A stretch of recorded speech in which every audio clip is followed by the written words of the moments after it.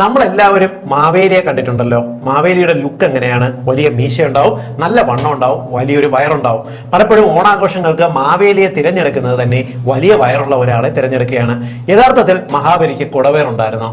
1960-കൾ മുതൽ നമ്മുടെ കേരളത്തിന്റെ ഒരു സങ്കല്പമാണ് ഈ മാവേലി എന്ന് പറയുന്നത്. മാവേലിയുടെ വലിയ രൂപവും കുടവയറും. കാരണം നമ്മൾ പണ്ട് കാലത്ത് ഒരു ദരിദ്രമായിട്ടുള്ള ഒരു സംസ്ഥാനമായിരുന്നു.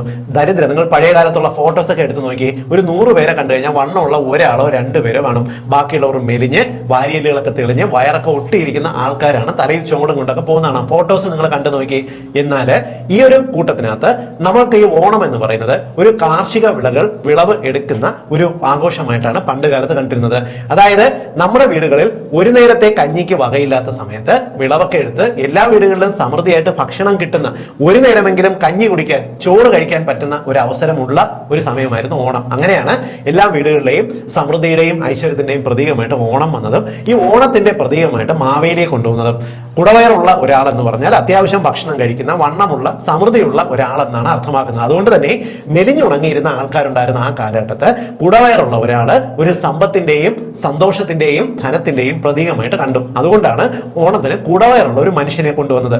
എന്നാൽ ഇപ്പോഴത്തെ കാലത്ത് കുടവയർ ഇല്ലാത്ത ആൾക്കാർ കുറവാണ്. എല്ലാവരും മാവേലിയായിട്ട് മാറിയിട്ടുള്ള ഒരു സമയത്ത് നമുക്ക് മെലിഞ്ഞ് അത്യാവശ്യം 6 പാക്ക് ഉള്ള ആരോഗ്യ ദൃഢഗാത്രന്മാരായിട്ടുള്ള ഒരാൾ വേണം മാവേലിയാവാൻ. കാരണം ആ ഒരു മാവേലിയാകണം നമ്മുടെ കേരളത്തിലുള്ള ആരോഗ്യത്തിന്റെ പ്രതീകമായിട്ട് നിൽക്കേണ്ട. കാരണം ഇപ്പോൾ കൂടുതൽ ചോറ്, 3 നേരവും ചോറ് കഴിച്ച് അത്യാവശ്യം കൂടുതൽ കാലറി ഫുഡ് കഴിച്ച് മെറ്റബോളിക് രോഗങ്ങൾ കൊണ്ട് കൂട്ടിമുട്ടി നടക്കാൻ വയ്യാത്തൊരു സമയത്ത് നമുക്ക് ഇത്തരത്തിൽ കുടവയറുള്ള ഒരു നേതാവ്, ഒരു പ്രതിപുരുഷനെ ആവശ്യമില്ല.